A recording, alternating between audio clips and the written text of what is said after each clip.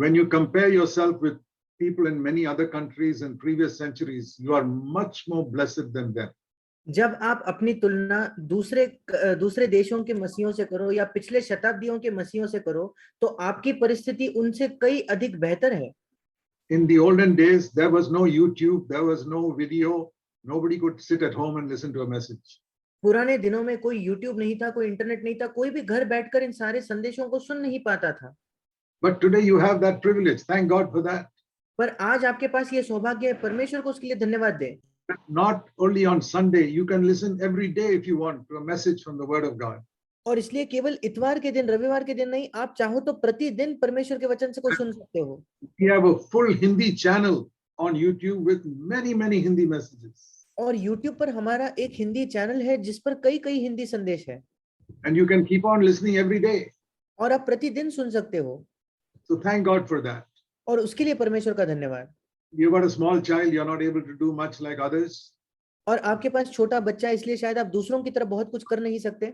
I want to tell you that Jesus can be with you in your house. पर मैं आपको बताना चाहता हूँ, यीशु मसीह आपके साथ आपके घर में हो सकता है। And wherever you move in your house, Jesus will be with you. और आप अपने घर में जहां कहीं जाओ, यीशु आपके साथ होगा। You pray, Lord Jesus, fill me with the Holy Spirit and give me an assurance you fill me with the Holy Spirit. आप प्रार्थना कीजिए कि यीशु मसीह मुझे पवित्र आत्मा से भर दे और मुझे एक आश्वासन दे कि तूने मुझे पवित्र आत्मा से भरा है। And the most important thing then is to believe. और फिर बहुत महत्वपूर्ण बात है ये कि आप विश्वास करें। Lord, I believe you love me. प्रभु, मैं विश्वास करती हूँ कि आप मुझसे प्रेम करते हो। I believe you will answer my prayer. मैं विश्वास करती हूँ कि आप मेरे प्रार्थना का उत्तर दोगे। And whatever your limitation is, God understands it. और आपकी सीमाएं कुछ भी क्यों ना हो, परमेश्वर वो समझता है। And through you, God will bless your whole family also.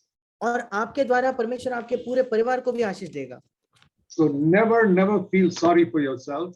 और इसलिए कभी भी खुद पर तरस न खाएं। Never feel discouraged. कभी निराश न हो। Why should you feel discouraged if Jesus is with you in the house? अगर यीशु मसीह आपके साथ घर में है तो आपको क्यों निराश होने की जरूरत है? Keep remembering, Christ is here with me. I'm not और going to इसलिए be. ये याद रखिए कि यीशु मसीह मेरे साथ है, मुझे निराश होने की जरूरत नहीं। You pray, Lord, if it is your will, bring me in touch with at least one other Hindi-speaking sister who is serious and wholehearted. आप प्रार्थना कीजिए कि प्रभु, अगर आपकी इच्छा है तो ऐसी एक और बहन के संपर्क में मुझे लाइए, हिंदी बात करने वाले जो पूर्ण हृदयी हो। God bless you. परमेश्वर आपको आशीष दे।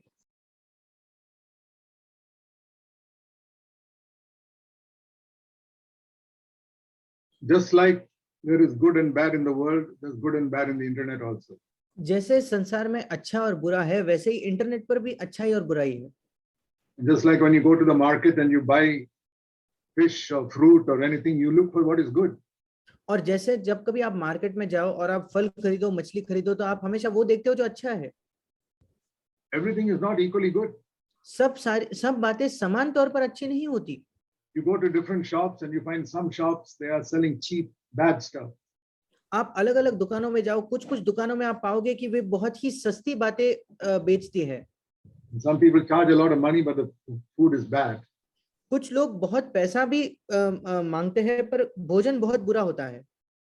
But then there are other places you find, oh, I go to this shop, I find they always have very good meat and vegetables there. पर दूसरी जगह आप जाते हो, आप देखते हो कि वहां बहुत ही अच्छा मांस मिलता है, बहुत ही अच्छे सब्जियां मिलती हैं। I remember when I used to go shopping in Bangalore, after some time I would find certain shops, I'd go only there to buy my food. और मुझे याद है जब मैं बैंगलोर में खरीदने जाता था बाजार में, तो मैंने कुछ दुकान ऐसे ढूंढ लिए थे जहां कुछ समय बाद मैं केवल उन्हीं दुकानों में जाता था खाना खरीदने। I tried many shops and I found this is the best. क्योंकि मैंने कई अलग अलग दुकानें खोजी और ये सबसे बेहतर निकली। So then I only go there. और फिर मैं बस वही जाता हूँ। Don't waste my time with other shops. मैं समय ही नहीं बिताता दूसरे दुकानों में। If you have found something which is blessing you, stay with that. Don't go searching in other messages.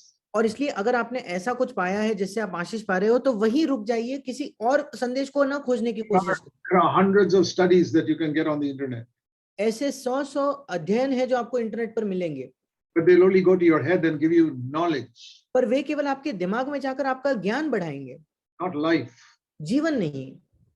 We have a great lust for knowledge, all human beings.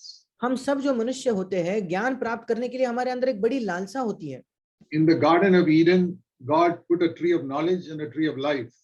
अदन के बगीचे में परमेश्वर ने एक जीवन का वृक्ष रखा और भले बुरे के ज्ञान का वृक्ष रखा। And even though Adam and Eve had not sinned, और यद्यपि आदम हवा ने पाप नहीं किया था, what did they go for? वे कहाँ गए? Did they go for knowledge or for life?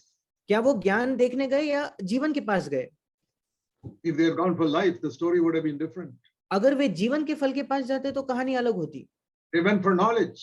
वे ज्ञान के लिए गए, Knowledge without life. ज्ञान बिना जीवन के। And what did they get? और उन्हें क्या मिला? Spiritual death and the devil. आत्मिक मृत्यु और शैतान। So in the internet also there are these two trees. और इंटरनेट पर भी ये दो प्रकार के पेड़ हैं, Knowledge and life. ज्ञान और जीवन। And it is your choice which one you choose. और ये आपकी चुनाव है कि आप क्या चुनते हो।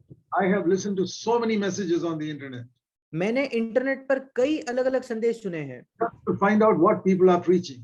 ये खोजने के लिए कि लोग क्या प्रचार कर रहे हैं। I tell you, more than 95% is knowledge. मैं आपको बताना चाहता हूँ 95% से ज्यादा केवल ज्ञान ही है। Go for those messages that will change your life, उन संदेशों के पास जाए जो आपका जीवन बदल देते हैं, that will help you to overcome sin in your life. जो आपके जीवन में पाप पर विजय पाने की सहायता करते हैं। Your biggest problem is not lack of knowledge, but sin. आपकी सबसे बड़ी समस्या ज्ञान की कमी नहीं है बल्कि पाप है। So stick to those messages on the internet that help you to overcome sin. और इसलिए उन संदेशों तक ही सीमित रखें अपने आप को इंटरनेट पर जो आपको पाप पर विजय पाने में सहायता करते हैं। Pray that God will bring you into fellowship in your locality with at least some others who have the same desire.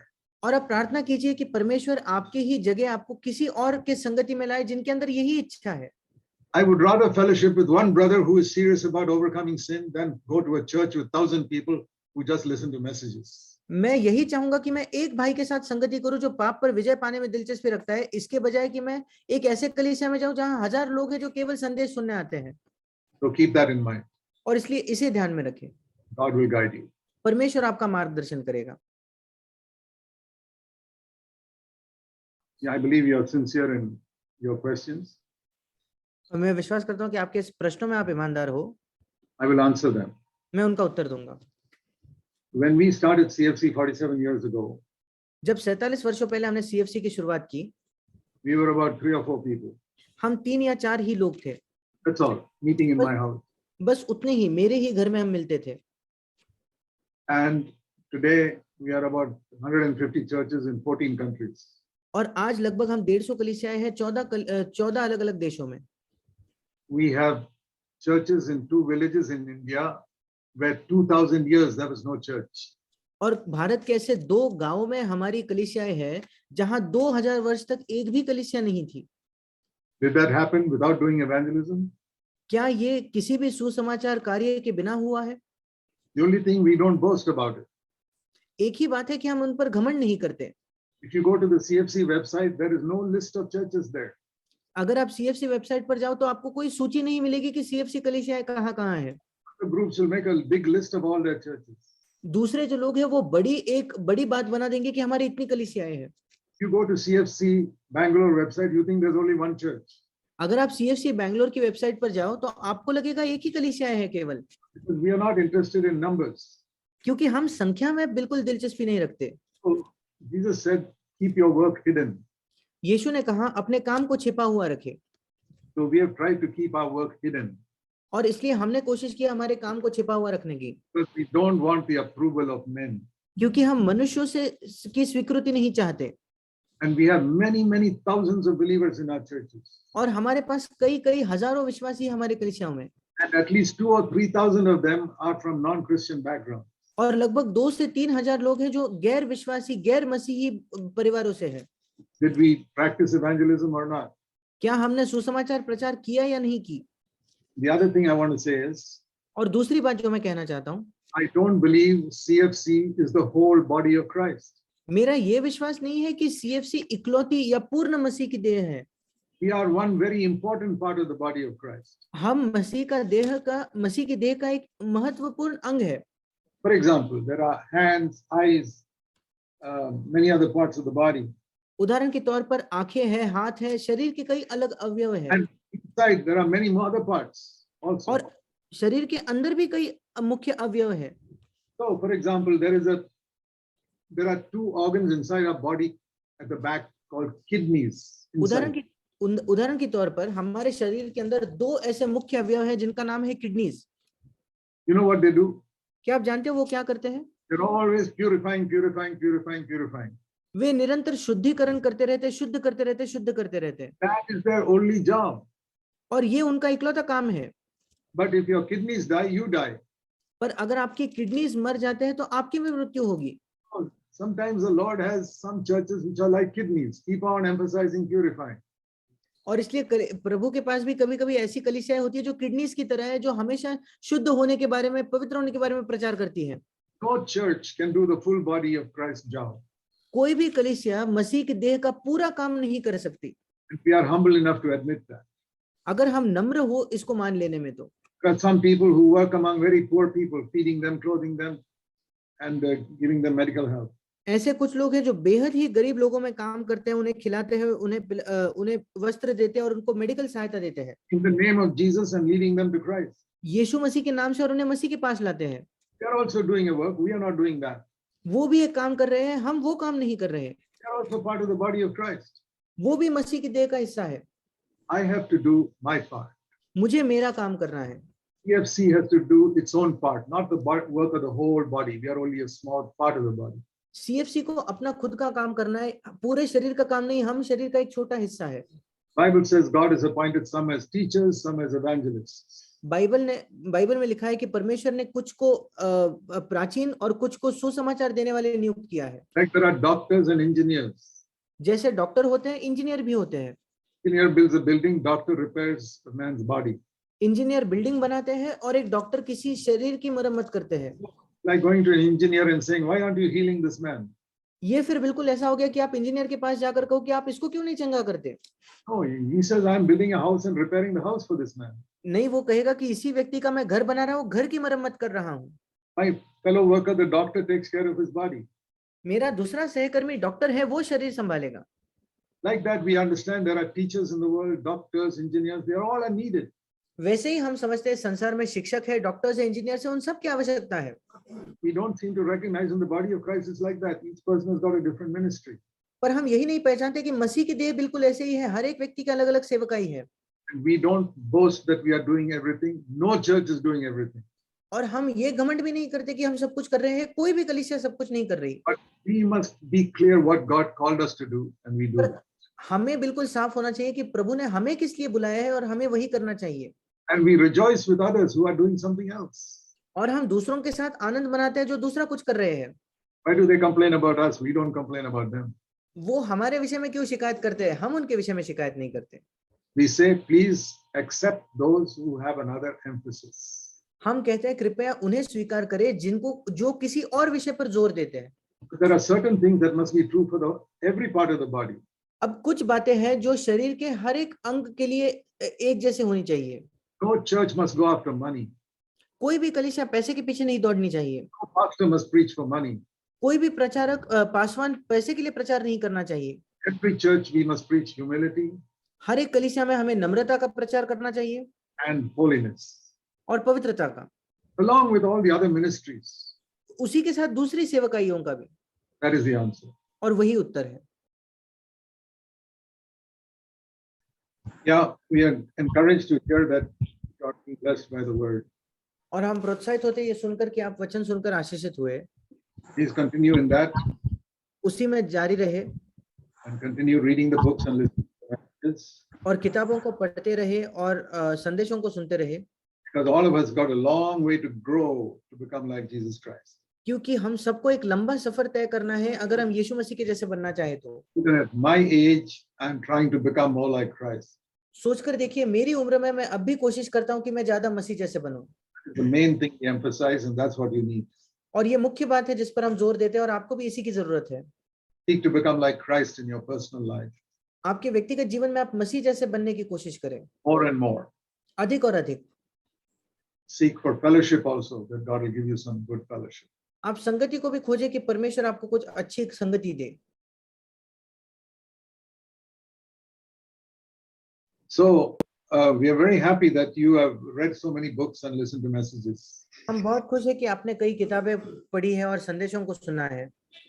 See, Jesus said that he will build his church. यीशु ने कहा कि वो अपने कलीसिया का निर्माण करेगा। I've learned one thing in 60 years. 60 वर्षों में एक चीज मैं सीखा हूँ, Zach Punan cannot build even one church. Jack Poonen एक भी कलीसिया को नहीं बना सकता। If I build a church, it will be destroyed. अगर मैं कलीसिया का निर्माण करूं, उसका नाश हो जाएगा। Jesus will build his church, and I'm one of his workers helping to carry a brick or put some cement like that. यीशु मसीह अपने कलीसिया का निर्माण करेगा और मैं केवल एक सहकर्मी हूं जो शायद एक ईंट उठाता है, थोड़ा सीमेंट भर देता है। And you can also be a servant like that. और आप भी ऐसे ही सहकर्मी हो सकते हो। None of us are the builders. Jesus is the main architect, contractor, builder. हम में से कोई अकेला बिल्डर नहीं है, यीशु मसीह ही मुख्य आर्किटेक्ट है, बिल्डर है और कॉन्ट्रैक्टर भी है। We are like the laborers who are cooperating in building the house. हम वहां के काम करने वाले हैं जो लेबरर्स के समान है, जो उस घर के निर्माण में सहायता देते हैं। You've got different jobs. हमारे अलग अलग काम है। If you are in Uttar Pradesh, you pray that God will lead you to do his work there and to build his church there. और अगर आप उत्तर प्रदेश में, तो आप प्रार्थना कीजिए कि प्रभु आपको वहां सहायता करे और वहां आपकी अगुवाई करे कि काम करने के लिए उसका। I'll give you a verse God gave me 47 years ago when we started. मैं आपको एक वचन दूंगा जो परमेश्वर ने मुझे दिया 47 वर्षों पहले जब हमने शुरू किया था, When there was no CFC church. जब कोई सीएफसी कलीसिया नहीं थी। One word the Lord gave. एक वचन जो प्रभु ने मुझे दिया, John 12:24. यूहन्ना 12 उसका 24। John and chapter 12. यूहन्ना उसका 12वां अध्याय। It's a great verse. ये एक अद्भुत वचन है। If a grain of wheat is by itself, it will remain alone. मैं तुमसे सच सच कहता हूँ कि जब तक गेहूं का दाना भूमि में पड़कर मर नहीं जाता, वो अकेला रहता है। But if it dies, it will bring much fruit. परंतु जब मर जाता है तो बहुत फल लाता है। You take a grain of wheat आप एक गेहूं का दाना लीजिए and put it in a glass case in your sitting room. और आप जहां रहते हो वहां अगर उसको सजा कर आप रखो, तो After 50 years, it will be one grain of wheat. 50 वर्षों के बाद भी वो एक ही गेहूं का दाना रहेगा। But you take that one grain of wheat and bury it under the ground. पर उस एक गेहूं के दाने को लेकर अगर आप जमीन में गाड़ दो, तो Pour some water on it. उस पर थोड़ा पानी डालो, Within a few months, it will come up. It will become many grains of wheat. कुछ महीनों बाद वो ऊपर आएगा और कई गेहूं के दाने उत्पन्न होंगे। That's what the Lord said to me. यही परमेश्वर ने मुझसे कहा। Don't be like a Christian who is a decorative piece trying to show off to everybody how smart you are, how clever you are. एक ऐसा मसीह बनने की कोशिश ना करे जो केवल एक सजाया हुआ ये दिखाने की कोशिश करते हुए मैं कितना बुद्धिमान हूं, मैं कितना अच्छा हूं। Fall into the ground, disappear, and die to yourself. भूमि में पड़कर गायब होकर अपने आप के प्रति मर जाइए। Don't desire anybody's honor or anybody's approval. किसी के भी आदर और किसी पे भी स्वीकृति को न खोजे। Just seek my approval, the Lord said. प्रभु ने कहा केवल मेरी स्वीकृति को खोजे। If you're tempted, die. अगर आप प्रलोभित होते हो तो मर जाइए। When people insult you, die to yourself. जब लोग आपको अपमानित करते हैं तो अपने आप के प्रति मर जाइए। Be like a dead man to this world. इस संसार के प्रति एक मरे हुए व्यक्ति के समान रहिए। Live only to Christ. केवल प्रभु मसीह के लिए जीवित। That's the meaning of dying here in this verse. इस वचन में मरने का यही मतलब है। The Lord's guarantee is there will be much fruit. प्रभु की गारंटी ये है कि आपके जीवन में अधिक फल होगा। 47 years ago, when I listened to that, I was alone. Just me and my wife. 47 वर्ष पहले जब मैंने उस वचन को सुना तो मैं अकेला था, केवल मैं और मेरी पत्नी। I wondered where this fruit will come. मैं सोचता था कि यह फल कहाँ से आएगा। But today I see thousands. पर आज मैं हजारों को देखता हूँ। Our message is going through the internet to 180 countries. हमारा संदेश इंटरनेट के द्वारा 180 देशों में जाता है। In 180 countries, they are listening to our message. 180 देशों में वे हमारा संदेश सुनते हैं। I didn't do that. मैंने ये नहीं किया, God did it. परमेश्वर ने ये किया। My calling is only to disappear, die to myself every day. मेरी बुलाहट केवल ये है कि मैं गायब हो जाऊं और अपने आप के प्रति रोज मर जाऊं। So, dear brother Sailesh Kumar, you die to yourself. God will bring fruit in your life. और इसलिए प्रिय भाई, आप अपने जीवन में अपने आप के प्रति मर जाइए और परमेश्वर आपके जीवन में फल लाएगा। I am very happy to hear, dear brother Bharat, what the Lord is leading you to do. मैं बहुत खुश हूँ भाई ये सुनकर कि प्रभु आपको क्या करने के लिए अगुवाई दे रहा है। Be faithful in your daily life. आपके प्रतिदिन के जीवन में विश्वास योग्य रहे। If you're not married, I pray that God will give you a good wife. अगर आप विवाहित नहीं हो तो मैं प्रार्थना करता हूँ परमेश्वर आपको एक अच्छी पत्नी दे। Or married, I pray you'll have a very happy married life. अगर आप विवाहित हो तो मैं प्रार्थना करता हूँ आपका एक खुशहाल विवाहित जीवन हो। The church is like a 3-story building. कलीसिया जो है एक 3 मंजिल की इमारत के जैसी है। The foundation is that God loves us perfectly. उसकी नींव ये है कि परमेश्वर सिद्ध तौर पर हमसे प्रेम करता है। If you don't believe that, you have no foundation in your life. अगर आप इस पर विश्वास नहीं करते तो आपके जीवन में कोई नींव नहीं है। And then the ground floor is living with a good conscience every day. और फिर जो निचली पहली मंजिल है वो है प्रतिदिन एक अच्छे विवेक के साथ जीना। That is the first story. वो है पहली मंजिल। And then the second story is our family life. और दूसरी मंजिल है हमारा पारिवारिक जीवन। If you're not married, then your family life with your parents. अगर आप विवाहित नहीं हो तो अपने माता पिता के साथ आपका पारिवारिक जीवन। Married, then your family life with your wife and children. विवाहित हो तो आपके पत्नी और बच्चों के साथ आपका पारिवारिक जीवन। Third story is building fellowship with other believers in a church. और तीसरी मंजिल है कलीसिया में दूसरे विश्वासियों के साथ संगति बनाना। You can't build the third story without the first and second story. अगर आप तीसरी मंजिल बना ही नहीं सको, अगर पहले 2 मंजिल आपने नहीं बनाई हो तो। That is, first story is a first foundation, first of all, that you absolutely believe with all your heart God loves you perfectly. सबसे पहले तो नींव ये है कि आप पूर्ण तौर पर विश्वास करते हो हृदय में कि परमेश्वर सिद्धता से आपसे You प्रेम don't have करता है। any doubt about it. आपको उसके बारे में कोई शक नहीं है। God, you love me perfectly. Everything you do is for my good. I thank you. परमेश्वर तो सिद्धता से मुझसे प्रेम करता है, जो कुछ तो मेरे लिए करता है वो मेरे भलाई के लिए है। And then the first story is every day living with a good conscience. और फिर पहली मंजिल प्रतिदिन एक अच्छे विवेक के साथ जीना। Every sin confessed immediately, forsaken immediately. हर पाप तुरंत अंगीकार करके उसके छोड़ दिया। And the second story, living at home in a godly way. दूसरी मंजिल एक घर पर ईश्वरीयता से जीना। Whether your home is your parents or your wife and children. शायद आपका घर आपके माता पिता हो या आपके पत्नी और बच्चे हो। Never mind the others, but you live a godly life in that home. दूसरों को छोड़ दीजिए पर आप एक ईश्वरीय जीवन जीजिए। And then on top of that, praying that God will bring to you others who want to be built together as a body. और इन सबसे ऊपर प्रार्थना करना कि प्रभु दूसरों को आपके साथ जोड़े कि आप एक मसीह की देह के समान निर्माण हो जाए। What is the beginning of a church? एक कलीसिया की शुरुआत क्या है? What Jesus said in Matthew 18:20. जो यीशु ने मत्ती 18:20 में कहा, Where 2 or 3 are जहाँ gathered by the Holy Spirit in my name, He is in the midst. That's the church. जहाँ 2 या 3 मेरे नाम से पवित्र द्वारा इकट्ठा होते हैं वहां मैं उनके बीच में हूं, वो कलीसिया है। You don't have to be 200 or 300. आपको 200 या 300 होने की आवश्यकता नहीं। You don't even have to be 20 or 30. आपको 20 या 30 की भी जरूरत नहीं। 2 or 3. 2 या 3, Not 1. एक नहीं। 1 means you can walk alone with the Lord. एक मतलब आप प्रभु के साथ अकेले तो चल लोगे। To build a church, there must be minimum 2 people who have become 1.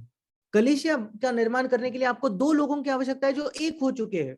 It's like in an earthly family, you need 2 husband and wife to have children. जैसे एक पारिवारिक एक पृथ्वी के परिवार में आपको 2 लोगों की जरूरत है, पति पत्नी की, The बच्चों church की। also, to be a church, there must be 2 people, then Jesus is in the midst. कलीसिया के लिए भी आपको 2 लोगों की जरूरत है जहां यीशु उनके बीच है। And if 2 people can become 1 with Christ in the midst, then it'll become 3, 4, like that. That is how we grew as a church. और अगर 2 लोग एक हो जाए मसीह उनके बीच में हो, फिर 2 के 3, 3 के 4, ऐसे हमारी बढ़ोतरी हुई है कलीसिया के नाते। May God bless you. परमेश्वर आपको आशीष दे।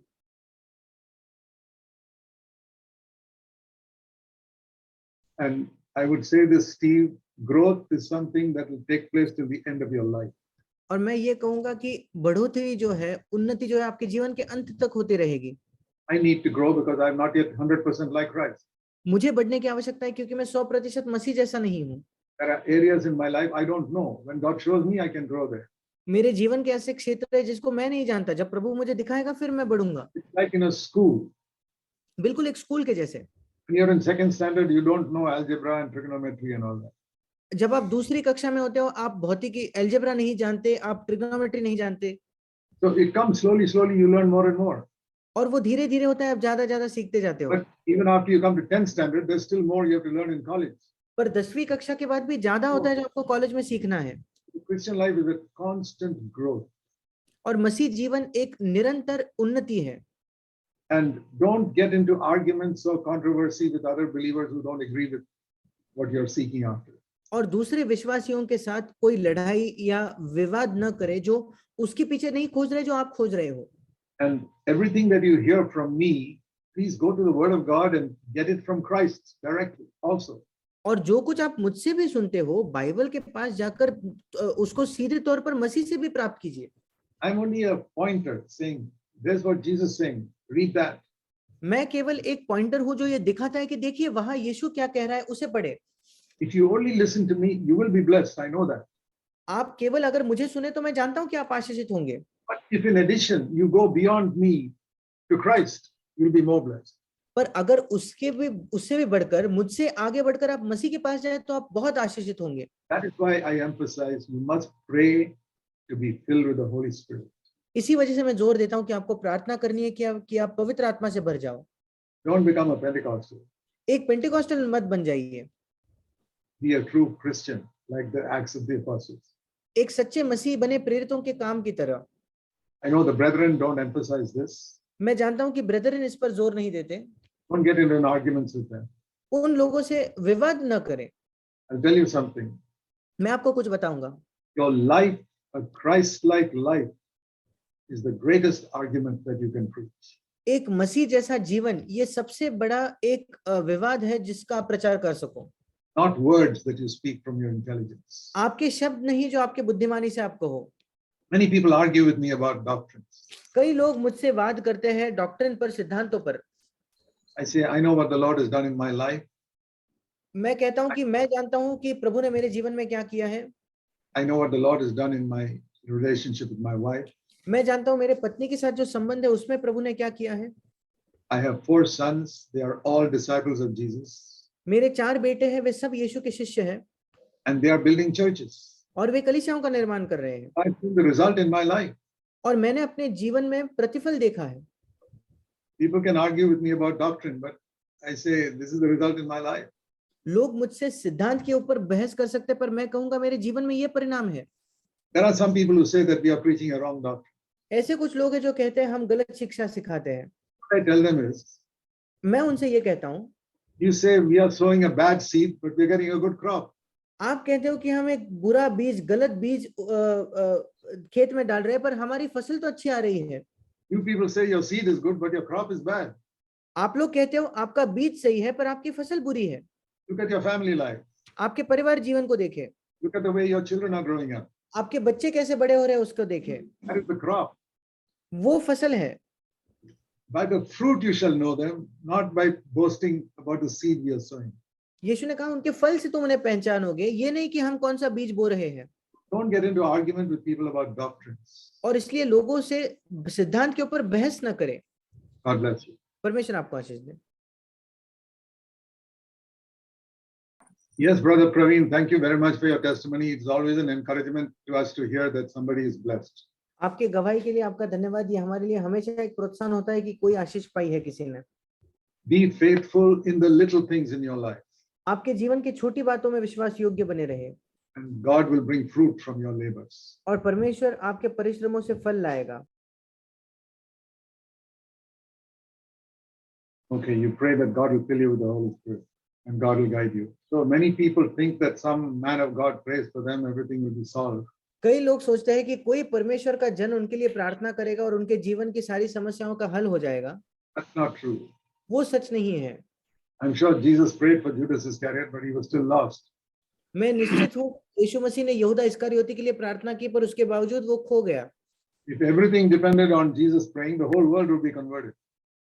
अगर सब कुछ निर्भर होता यीशु की प्रार्थना पर तो पूरा संसार का उद्धार हो जाता।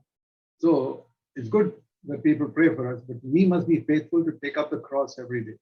और इसलिए ये अच्छा है कि लोग हमारे लिए प्रार्थना करें पर हमें विश्वास योग्य होना है कि हम प्रतिदिन अपना क्रूस उठाएं And seek to become more and more humble every day. और हम ये कोशिश करें कि हम प्रतिदिन अधिक और अधिक नम्र बने, Because God gives His grace to the humble. क्योंकि परमेश्वर अपना अनुग्रह नम्र लोगों को देता है। See, this brother once says he's got a lot of unforgiving spirit towards many people. और ये भाई कहते हैं कि कई लोगों के प्रति उनके हृदय में कड़वाहट है, क्षमा न करने की भावना है। That is the problem with many people. This brother is honest about it. That's all. ये कई लोगों के साथ यही समस्या है, फर्क बस इतना है कि ये भाई उसके विषय में ईमानदार है। Many of you who are listening to me here also may have it, but you don't realize it. आप में से कई लोग जो मुझे सुन रहे हैं, आपके हृदय में भी शायद होगा, पर आप उसको महसूस नहीं But करते। unforgiveness is like a big block in the pipe that prevents the water from flowing. पर क्षमा न करना ये एक पाइप में बड़े ब्लॉक समान है जिसकी वजह से पानी नहीं बहता। And no matter how much you pump the water, it will not come. There's a block in the pipe. और फिर आप कितना भी उसमें पानी पंप क्यों ना करें, पानी आएगा ही नहीं, क्योंकि उसमें एक बाधा है। So we can pray and pray and pray. It's like pumping. The water doesn't come. और हम प्रार्थना करते पर पानी ही नहीं आता। It's like pumping. The water is not coming. वो पानी को पंप करने जैसा है, पर पानी नहीं बह रहा। So how to get rid of this block? फिर इस बाधा को कैसे हटाए? Jesus not only said, believe in me. यीशु ने केवल ये नहीं कहा मुझ पर विश्वास करो, There's something he said much more than that. उससे भी अधिक उसने कुछ कहा। Follow me. उसने कहा मेरे पीछे हो लो। Many churches say, believe in Jesus Christ. कई कलीसियाएं कहते हैं यीशु मसीह में विश्वास करो। In CFC, we say, believe and then follow Jesus Christ. CFC में हम कहते हैं विश्वास करो और फिर यीशु का अनुसरण भी करो। Do what he did. उसने जो किया वो करो। For example, he said, man shall not live by bread alone, but by every word of God. उदाहरण के तौर पर यीशु ने कहा कि मनुष्य केवल रोटी से नहीं बल्कि हर एक वचन से जिएगा जो परमेश्वर के मुख से निकलती है। He was born like an ordinary baby, but he knew the Bible by the age of 12. वो एक आम बच्चे की तरह उसका जन्म हुआ, पर 12 की उम्र में वो बाइबल को जानता था। And they didn't have any printed Bible those days. और उन दिनों तो कोई प्रिंटेड बाइबल भी नहीं थी। He had to go to the synagogue and ask the Jewish rabbi to read the Bible to him. उसे आराधनालय में जाना पड़ता था और वो जो यहूदी रब्बी होते थे उनसे पूछना पड़ता था कि वो उसके लिए थोड़ा बाइबल पढ़ दे। From the age of 5 to the age of 12, he must have gone every day to read the Bible, get the Bible read. That's how he knew the Bible. और 5 से लेकर 12 की उम्र में प्रतिदिन वो जाता होगा बाइबल पढ़ने के लिए, वैसे ही उसने बाइबल सीखी। When I saw that, जब मैंने वो देखा, I said, Lord, I want to follow you. I want to मैंने read the कहा, Bible every day and get to know it. मैंने कहा प्रभु मैं तेरे पीछे चलना चाहता हूँ, प्रतिदिन बाइबल पढ़कर मैं तेरे उसे जानना चाहता हूँ। And forgiving people. और लोगों को क्षमा करना। What did Jesus do when he was hanging on the cross? यीशु ने क्या किया जब वो उस क्रूस पर टंगा हुआ था? My dear brother, I want to say to you, whatever sin anybody has done against you, मेरे प्रिय भाई, मैं आपसे कहना चाहता हूँ जो कुछ पाप लोगों ने आपके खिलाफ किया होगा, वो even if 100,000 people have done evil to you, अगर 1 लाख लोगों ने भी आपके खिलाफ बुराई की है, तो nothing you have faced is as bad a sin as the crucifixion of Jesus Christ. आपने जो कुछ भी सामना किया है वो इतना गंभीर पाप नहीं है जैसे यीशु मसीह का क्रूस पर चढ़ाया जाना था। The worst sin that anybody committed on this earth from the beginning of Adam is the crucifixion of Jesus Christ. सबसे बदतर पाप जो किसी ने आज तक किया होगा आदम की सृष्टि से लेकर, वो है यीशु मसीह को क्रूस पर चढ़ाना। Even if people do 100 crore sins against me, it will not equal that one crucifixion of Jesus Christ. अगर लोग मेरे खिलाफ 100 करोड़ भी पाप कर दे तो यीशु मसीह को एक बार क्रूस चढ़ाने को वो बराबरी उसकी नहीं कर सकता। Because they were crucifying the Son of God. क्योंकि वे परमेश्वर के पुत्र को क्रूस पर चढ़ा रहे थे। And when the worst sin was committed, और जब सबसे बदतर पाप किया जा रहा था, immediately Jesus said, Father, forgive them. तुरंत यीशु ने कहा पिता उन्हें क्षमा कर। They don't know what they are doing. वे नहीं जानते वे क्या कर रहे हैं। I ask myself, don't people know what they are doing when they kill a man? मैं अपने आप से पूछता हूँ क्या लोग जानते नहीं वो क्या कर रहे हैं जब वे किसी की हत्या कर रहे हैं? Yeah, they don't know how serious a sin it is to treat a man like. वे नहीं जानते कि किसी मनुष्य से ऐसा व्यवहार करना क्या ही गंभीर पाप है। That's how it becomes easy to forgive others. इस ऐसे ही आसान हो जाता है लोगों को क्षमा करना। Take all the sins everybody has committed against you. सारे पाप ले लीजिए जो लोगों ने आपके खिलाफ किए हैं। That's like a drop in the ocean compared to the crucifixion of Jesus Christ. वे समुद्र में एक बूंद मात्र के समान है अगर हम उसकी तुलना मसीह के क्रूस And पर if he चढ़ाए can जाने से forgive करें। that, if he can forgive that, I can forgive this one drop. अगर वो उसको क्षमा कर सकता है तो मैं एक बूंद को तो क्षमा कर ही सकता हूँ। Look to Jesus, follow him, यीशु को देखिए और उसके पीछे हो ले।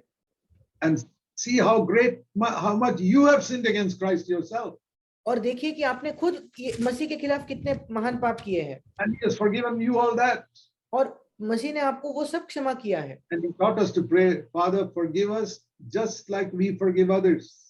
और उसने हमें प्रार्थना करना सिखाया कि पिता हमें क्षमा कर, बिल्कुल वैसे जैसे हम दूसरों की क्षमा करते हैं। Look at the way God forgave you and forgive other people like that. देखिए परमेश्वर ने आपको कैसे क्षमा किया और वैसे ही दूसरों को क्षमा करें। I can stand today before God and say, I have forgiven everybody in the world. मैं परमेश्वर के सामने आज खड़ा होकर कह सकता हूँ कि इस संसार में मैंने हर एक को क्षमा किया है। Some of you may think that many people have attacked you in many ways. आपको लगता होगा कि आप में से कईयों को लोगों ने कई तरीकों से हमला किया है, आपको चोट पहुंचाई है। I have been in full-time Christian work for the last 56 years. मैं पूर्णकालीन मसीही सेवा में पिछले 56 वर्षों से हूँ। Wholeheartedly trying to serve the Lord. पूर्ण हृदय से प्रभु की सेवा करने की कोशिश की है। So I am a bigger target of Satan than many other believers. और कई अन्य विश्वासियों से ज्यादा मैं शैतान के लिए एक बड़ा हमला का एक शिकार हूँ। And particularly because I am preaching holiness. विशेषकर इसलिए क्योंकि मैं पवित्रता का प्रचार करता हूँ। You may not realize in how many ways Satan tries to attack me. आप ये शायद नहीं समझोगे कि कितनी तरीकों से शैतान मुझ पर हमला करने की कोशिश करता है। Only I know. केवल मैं जानता हूँ। Maybe my wife will know a little bit. मेरी पत्नी थोड़ा बहुत जानती है। But most people, even in my church, don't know. मेरे कलीसिया में अभी अधिकतर लोग नहीं जानते। Attacks me through people. और लोगों के द्वारा मुझ पर हमला करता है। 56 years he's tried to attack me in so many ways through so many people. 56 वर्षों से अलग अलग लोगों के द्वारा उसने कई बार कोशिश की है मुझ पर हमला करने की। Some religious people took me to court for 10 years. कुछ धार्मिक लोग मुझे कोर्ट ले गए 10 वर्षों तक। All the way to the Supreme Court of India. Supreme court, Bharat के सुप्रीम कोर्ट तक वे ले गए। Made us spend lakhs of rupees हमें लाखों रुपए खर्च करने पड़े on lawyers. वकीलों पर। I have forgiven every one of them. मैंने उनमें से हर एक को क्षमा किया है। I love them. मैं उनसे प्रेम करता हूँ। I pray that God will bless them. मैं प्रार्थना करता हूँ परमेश्वर ने आशीष देगा। I don't have any evil attitude towards a single human being in the world. एक भी मनुष्य के प्रति कोई बुरा रवैया मेरे हृदय में नहीं है। I say, Father, forgive them. They don't know what they are doing. मैं कहता हूँ पिता उन्हें क्षमा कर, वे नहीं जानते वे क्या कर रहे हैं। They don't know that they are attacking a servant of God. वे नहीं जानते कि परमेश्वर के एक सेवक पर वो हमला कर रहे हैं। Forgive them. उन्हें क्षमा कर। You don't want them to be judged in the final day. मैं नहीं चाहता कि अंतिम दिन पर उनका न्याय हो। So, my dear brother, don't think that you people have done worse things to you. इसलिए मेरे प्रिय भाई के ये ना सोचे कि लोगों ने आपके प्रति बुरे बातें किए हैं। Those who serve the Lord full time are the ones who are attacked the most by the devil. जो लोग परमेश्वर को पूर्णकालीन सेवा करते हैं वे सबसे ज्यादा शैतान उन पर हमला करता है। Especially those who preach God's highest standards. विशेषकर वे जो परमेश्वर के सबसे ऊंचे सिद्धांतों का प्रचार करते हैं। They may not tell you all the ways in which they are attacked. वे शायद आपको बताएंगे नहीं किन किन तरीकों से उन पर हमला हुआ है। I don't tell people. Why should I? don't want any sympathy from people. मैं लोगों को क्यों बताऊं? मैं लोगों से कोई तरस नहीं चाहता। God knows and God gives me strength to overcome it. परमेश्वर जानता है और परमेश्वर मुझे सामर्थ्य देता है उस पर जय पाने के लिए। I say this to you, my dear brother. There are other people who have suffered 100 times more than you, and they are forgiven people. मैं आपको बताता हूँ प्रिय भाई इसलिए क्योंकि आप जानो कि आपसे दूसरे लोग हैं जिन्होंने आपसे ज्यादा पीड़ा सही है पर उन्होंने लोगों को क्षमा किया है। So forgive them. Your life will be happy. इसलिए उन लोगों को क्षमा कीजिए, आपका जीवन खुश होगा। If you don't forgive, it's like keeping a little cancer in your body and nurturing it instead of killing it. अगर आप लोगों को क्षमा न करें तो ये ऐसा है कि आप आपके हृदय में थोड़ा कैंसर रखते हो, उसको संजोए रखते हो, आखिरी में वो आपको मार देगा। Those people have already done something evil to you. उन लोगों ने पहले ही आपके खिलाफ कुछ किया है। That itself is bad. वो पहले से ही बुरा है। But now you are doing evil to yourself by not forgiving them. पर अब उनको क्षमा न करके आप अपने आप के प्रति कोई बुराई कर रहे हो। If they hear of it, they'll be very happy. This chap is now destroying himself even more than we hurt him. अगर वे लोग उसके बारे में सुने तो वे और भी खुश होंगे कि ये व्यक्ति तो अपने आप को और भी तबाह कर रहा है। Don't let the devil make a fool of you. शैतान को इस प्रकार आपको मूर्ख न बनाने दे Somebody hurt you and then you begin to hurt yourself also. कि कोई आपको चोट पहुंचाता है फिर आप अपने आप को भी चोट पहुंचाने लगते हो। Like somebody stabbing you with a knife and you take a knife and you stab yourself also. सोचकर देखिए कोई आपको आकर चाकू से मारे फिर आप खुद चाकू उठाकर खुद को मारने लगते हो। That is foolish. वो मूर्खता है। To not forgive is like taking a knife and hurting yourself. You're not hurting them, you're hurting yourself. क्षमा न करना ये एक चाकू उठाकर खुद को तकलीफ देने जैसा है। आप उनको नहीं बल्कि अपने आप को तकलीफ दे रहे हो। Be wise. आप बुद्धिमान बने। Don't let the devil make a fool of you. शैतान को आपको मूर्ख ना बनाने दे And ask Jesus to help you. और यीशु से मांगे कि वो आपकी सहायता करे। He will help you. वो आपकी सहायता जरूर करेगा। Look at his example and follow him. उसके उदाहरण को देखकर उसके पीछे चले। God bless you. परमेश्वर आपको आशीष दे। So first of all, we thank God that God alone is the final judge of everybody. और सबसे पहले तो हम परमेश्वर को धन्यवाद देते हैं कि परमेश्वर इकलौता अंत में लोगों का न्याय करने वाला है। There is a difference between discerning the condition of people and judging them.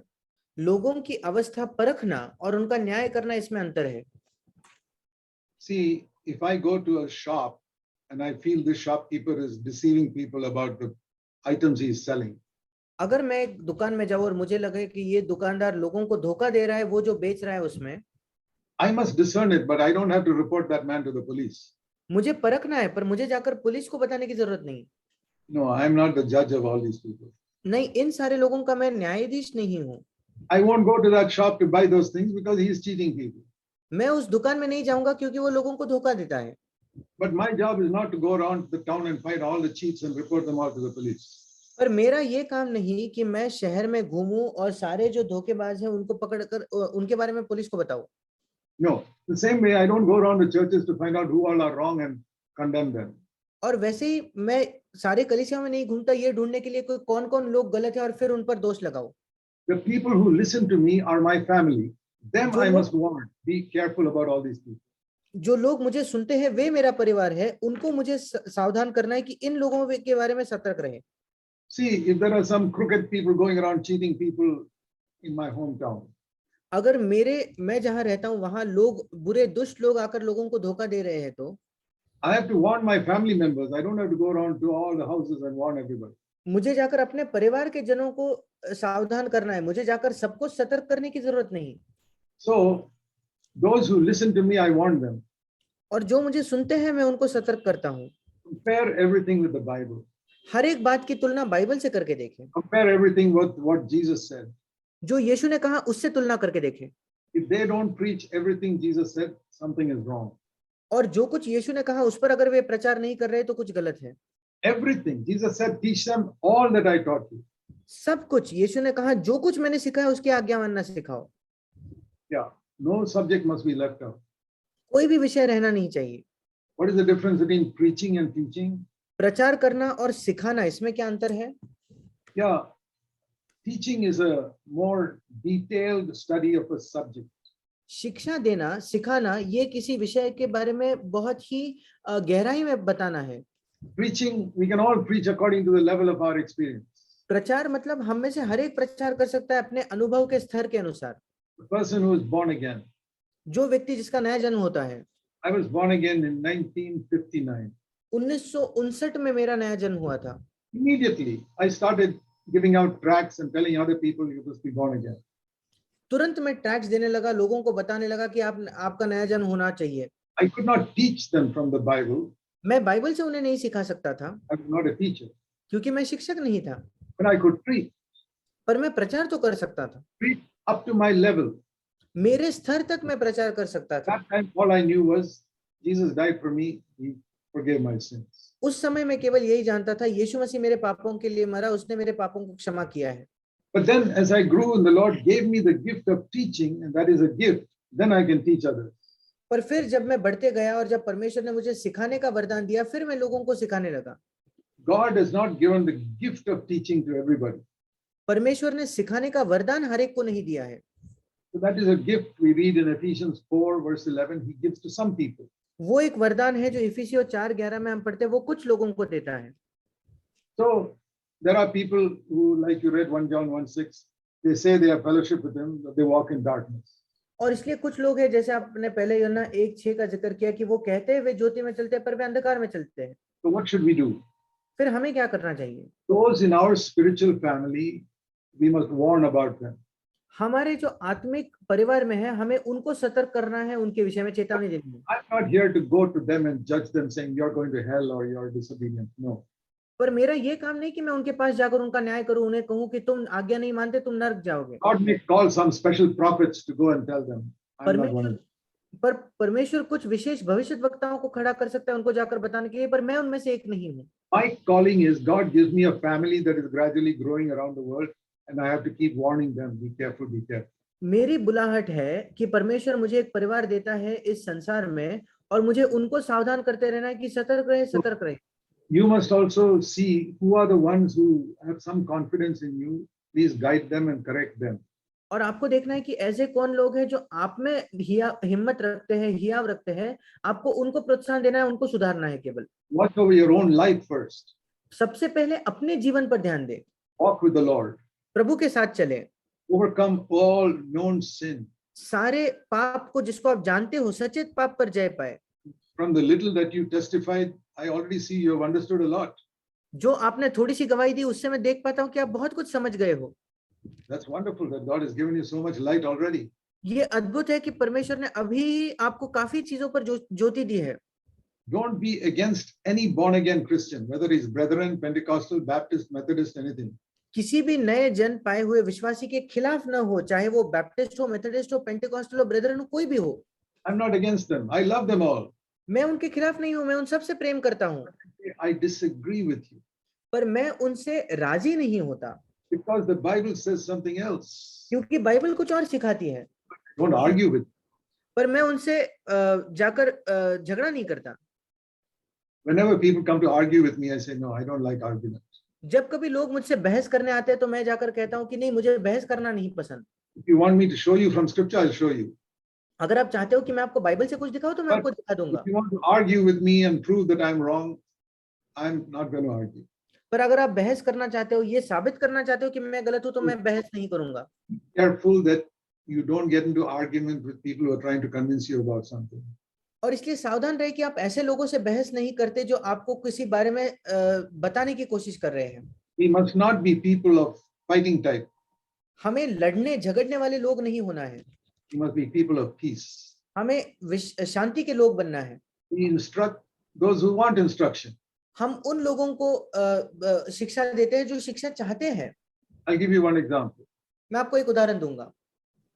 One man came to my house and said, I believe that we must not take medicines, that we must always trust Jesus to heal us. एक व्यक्ति मेरे घर आया, उसने मुझे कहा, मेरा विश्वास है कि हमें कभी दवाई नहीं लेनी चाहिए, हमें विश्वास रखना चाहिए कि यीशु हमें चंगा करेगा। He belonged to one Pentecostal denomination that teaches that. वो किसी पेंटिकॉस्टल डिनोमिनेशन का था जिसमें ये सिखाया जाता है। So I said, listen, I'm not going to argue about that. I don't agree with you. मैंने कहा, सुनो, मैं इससे आप पर बहस नहीं करूंगा, पर मैं इससे सहमत नहीं हूँ। Because I'll show you verses in the Bible where Paul was sick and he was not healed. क्योंकि मैं आपको बाइबल के ऐसे वचन दिखाऊंगा जहां पौलुस खुद बीमार था, वो चंगा नहीं हुआ। And now Timothy, he had a stomach ache and he was not healed, and Paul told him to take a medicine. और कैसे तिमुथियुस को पेट की बीमारी थी, वो चंगा नहीं हुआ था और पौलुस ने उसे कहा कि वो दवाई ले ले। But I'm not going to argue with you. पर मैं आपसे बहस नहीं करूंगा। But he kept on arguing. पर वो बहस करते ही जा रहा था। I said, let's stop talking about this subject. और मैंने कहा, आइए इस विषय पर बात करना हम रोक दें। Let's talk about cricket, India versus Pakistan. Who should win? आइए हम क्रिकेट की बात करें, भारत बनाम पाकिस्तान, कौन जीतना चाहिए? There you and I are agreed, right? Let's talk about that. क्योंकि वहां आप और मैं सहमत है ना? आइए हम उसी पर बात करें। Because the Bible says, pursue peace with all men. I was trying to pursue peace with him. क्योंकि बाइबल बताती है सारे लोगों से अनुग्रह और मेल मिलाप को खोजो, मैं वही कर रहा था। Be a witness, but don't get into arguments. और एक गवाह तो बने, पर बहस ना करे।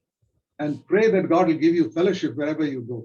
और प्रार्थना करें कि परमेश्वर आपको संगति दे आप जहां कहीं जाते हो। Are you in the army? आप मिलिट्री में है क्या? मैं सीआरपीएफ में हूँ, central reserve police force. Yeah, central. Okay, that is why you are transferred. That is Yes. I was in the military. It's a great place to be a witness for Christ. मैं खुद military में था, वो एक अद्भुत जगह है जहां पर मसीह के लिए गवाह बन सकते हो। You can be very strong. Being a witness for Christ in the military made me very strong. Military में परमेश्वर के लिए, सेना में परमेश्वर के लिए गवाह होना, उसने मुझे बहुत मजबूत बलवंत बनाया। May God fill you with the Holy Spirit and make you His witness. परमेश्वर आपको पवित्र आत्मा से भर दे और उसका गवाह बनाए। I'll give you one verse. मैं आपको एक वचन दूंगा, Remember it. उसे याद रखें। Acts 1 verse 8. प्रेरितों के काम 1 अध्याय 8वां वचन। You will receive power when the Holy Spirit has come upon you. तुम सामर्थ पाओगे जब पवित्र आत्मा तुम पर आएगा and you will be my witness. और तुम मेरे गवाह बनोगे। In this place, that place, the other place, wherever you go. इस जगह उस जगह उस जगह जहां कहीं आप जाओ। God bless you. परमेश्वर आपको आशीष दे।